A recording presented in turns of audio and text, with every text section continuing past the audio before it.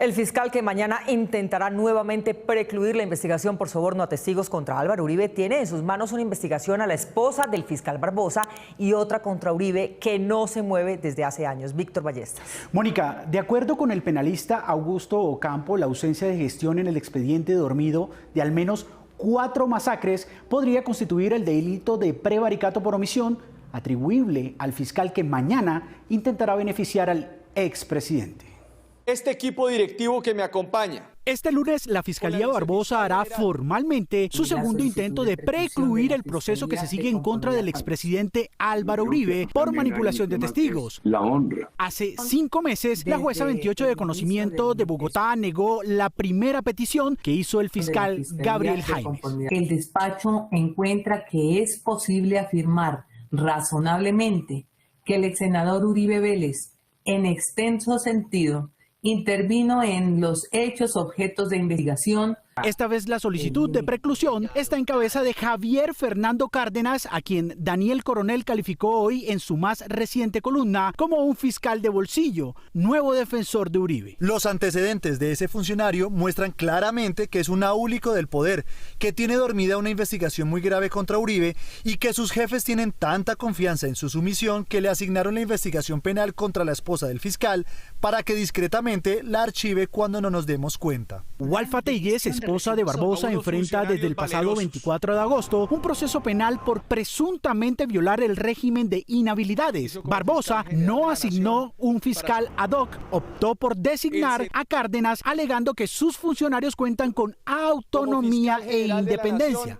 Respaldo la gestión. En la oficina de Cárdenas también se encuentra desde hace 2 años otro proceso cuyo expediente fue trasladado de la Corte Suprema, que investigaba al expresidente Uribe por los delitos de concierto para delinquir, homicidio agravado, secuestro y desplazamiento forzado. La Corte indagaba sobre la presunta responsabilidad del exmandatario en 1996 y 1997, las de San Roque, La Granja y El Aro. Se menciona además el asesinato de Jesús María Valle, el defensor de derechos humanos que se atrevió a denunciarla. Que se tengan en consideración. Para el penalista Augusto Ocampo, el fiscal Cárdenas podría configurarse como un delito. De demostrarse de que el fiscal encargado y obligado de adelantar con impulso procesal estas diligencias actúa de manera consciente, es decir, con dolo, existe la intención de mantener en la paquidermia de este asunto, pues estaría eventualmente incurso en el delito de prevaricato por omisión. Estos son los antecedentes del fiscal que intentará invalidar mañana el abundante material probatorio que recopiló la Corte en contra del expresidente.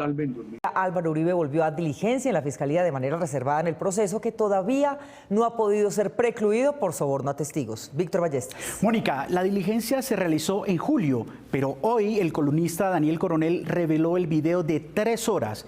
Ahí se notó la comodidad del exmandatario. Yo no soy delincuente, no soy delincuente. Aparte del más reciente interrogatorio al expresidente Álvaro Uribe del pasado 18 de julio en la Fiscalía, en el proceso por soborno a testigos que sigue abierto desde cuando la jueza 28 de conocimiento negó precluirlo, fueron revelados por el columnista Daniel Coronel hoy. Dicen que yo vine a burlarme en la Fiscalía. Como si se tratara de un monólogo y el fiscal investigador fuera un espectador y no el conductor de la diligencia, Uribe volvió a formular su discurso. Nunca mi iniciativa fue ir a buscar testigos. Jamás he pasado por mi mente sobornarlos. Y siempre que pedí que todo se mandara a la Corte Suprema de Justicia, era para que la Corte verificara. Durante 3 horas se le preguntó si conocía o no a personas que han sido mencionadas en el expediente. Ay, no lo conozco, qué sufrimiento. En lugar de responder la pregunta formulada, el exmandatario contestaba como político en lugar de como interrogado. Yo fui disidente del movimiento estudiantil. Iván Velázquez sabe de mi honorabilidad. Incluso se le permitió maniobrar la cámara que estaba grabando la diligencia. En ese periodo tan corto. El fiscal también hizo las veces de asistente de cámara. Aquí están los secuestrados. Del helicóptero no se veía nada, porque esa selva parece un brócoli. A cada intervención, el fiscal respondía con una frase de excesiva cortesía. Gracias, doctor Uribe. Gracias, doctor Uribe. Gracias, doctor Uribe. Cuando Uribe empezó a dudar ante los hechos concretos del expediente, su abogado Jaime Granados tuvo que auxiliarlo en al menos 5 ocasiones. Lo primero es... Igual presente podemos aportar la propuesta objetivo, que es lo que está ahí al título. El mismo fiscal se prestó solícito a apoyarlo. ¿Es de qué fecha?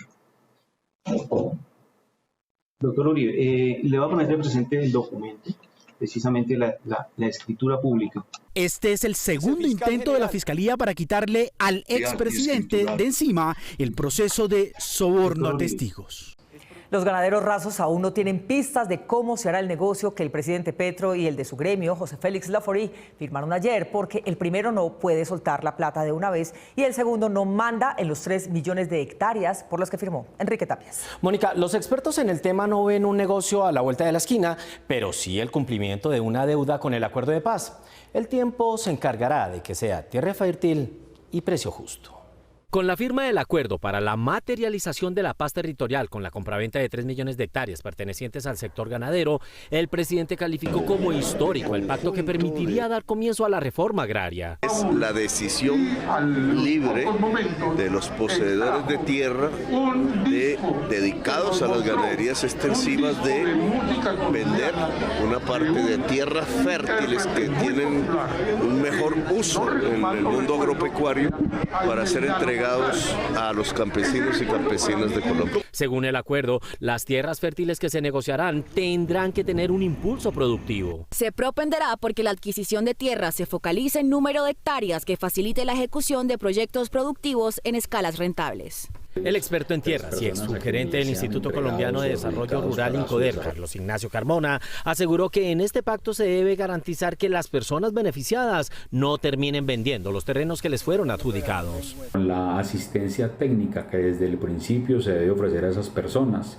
y que a través de ello se garantice la permanencia en cada uno de esos predios y se evite la transferencia casi inmediata de los mismos. El acuerdo también señala que la compraventa de tierras se debe hacer con base en el precio comercial. El Instituto Geográfico Agustín Codazzi determinará precios mínimos y máximos de cada una de las ofertas y a esto se sumará para dicha determinación el resultado del catastro multipropósito. Por su parte, el senador Iván Cepeda considera que este acuerdo va por el camino correcto para generar proyectos productivos que generen un mensaje positivo en el cumplimiento del acuerdo de paz.